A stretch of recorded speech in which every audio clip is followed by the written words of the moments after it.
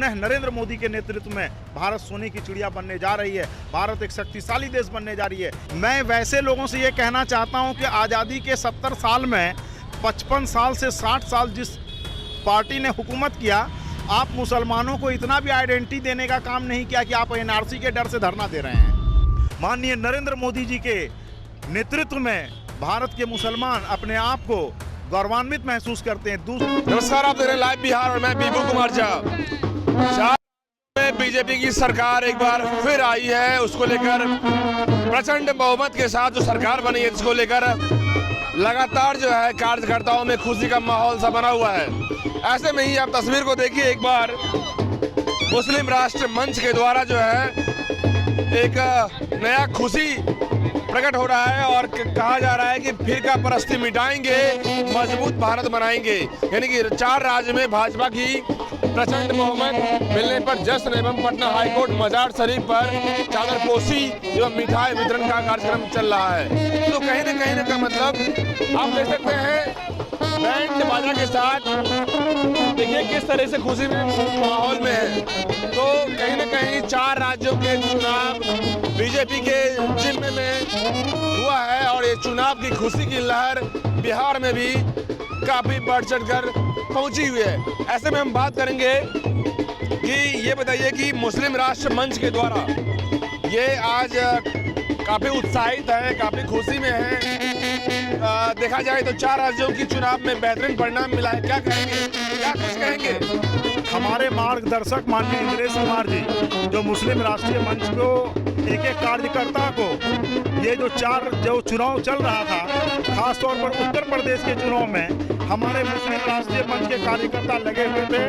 लोगों की ये मंशा थी कि वहाँ मुसलमानों का वोट ओवैसी को जाएगा, अखिलेश को जाएगा, लेकिन हमारे माननीय इंद्रेश जी के अथक प्रयास से मुस्लिम महिलाओं ने और पुरुषों ने भी दिल खोल करके भारतीय जनता पार्टी के पक्ष में वोट किया, जिससे तथाकथित सेकुलर पार्टी जो अपने आप को मुस्लिम का ज्यादा हितैषी कहते थे, उनके मुंह पर एक तमाचा लगा है। आने वाले समय में भी माननीय नरेंद्र मोदी जी के नेतृत्व में भारत के मुसलमान अपने आप को गौरवान्वित महसूस करते हैं। दूसरे देशों में भी अभी आपने देखा यूक्रेन और रसिया में जो लड़ाई हुई, नरेंद्र मोदी को हस्तक्षेप करने के लिए सारे लोग कह रहे थे।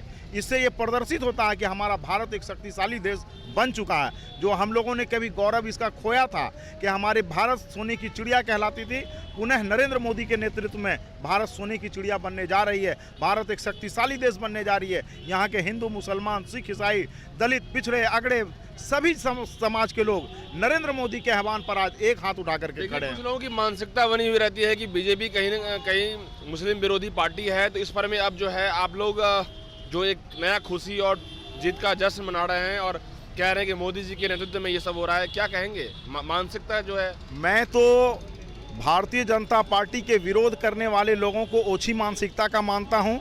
मुस्लिम राष्ट्रीय मंच ये जो संगठन है, ये राष्ट्रीय स्वयंसेवक संघ के जो राष्ट्रीय परिषद सदस्य हैं माननीय इंद्रेश जी, उनके मार्गदर्शन में पूरे देश में चलता है। भारत के जितने भी इस संगठन को मानने वाले मुसलमान हैं, वो माननीय इंद्रेश जी के नेतृत्व में काम करते हैं।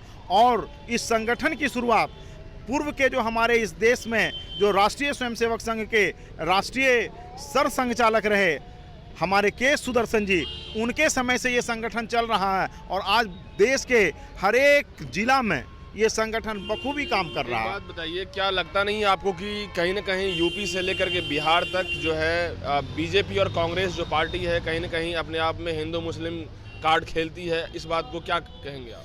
आज CAA और NRC में जो मुसलमान धरना दे रहे थे, कांग्रेसियों का उनको पीछे से सपोर्ट मिल रहा था।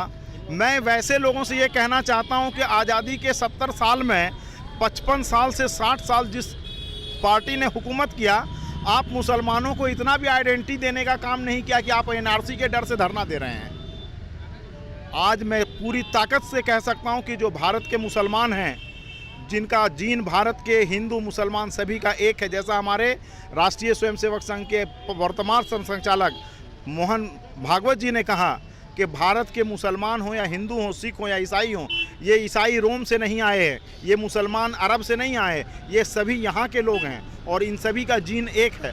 ऐसे जिनका जीन एक है, ऐसे मुसलमानों को यहाँ से किसी से आपस में डरने की ज़रूरत नहीं है। जहाँ तक रहा सवाल, लोग भारतीय जनता पार्टी और संघ के एजेंडे में बोलते हैं हिंदू राष्ट्र।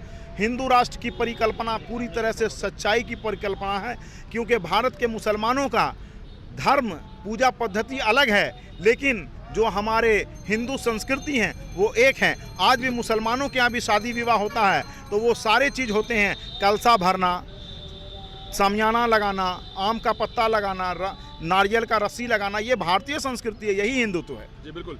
तो आपने सुना कि जिस तरीके से, क्या नाम है सर आपका? अल्तमस बिहारी, क्षेत्रीय संयोजक मुस्लिम अल्तमस बिहारी हैं और ये मुस्लिम राष्ट्रीय मंच के द्वारा जो आज जो 4 राज्यों में बहुमत के साथ चुनाव में जीते हैं, बीजेपी एक बार फिर दोबारा आई है, इसको लेकर आज जो है खुशी जाहिर कर रहे हैं, उत्साहित हैं तमाम। इनके पीछे बैंड के साथ साथ कई लोग हैं और बिहार संयोजक हैं। आप ये बताइए कि कहीं ना कहीं लगता नहीं है कि आप जो बिहार और यूपी में जो भी लोग हैं, जो पब्लिक हैं, वो हिंदू मुस्लिम की चीज़ों को अब इग्नोर करते हुए जो राष्ट्रवाद का है बातों को आगे ध्यान में रखते हैं?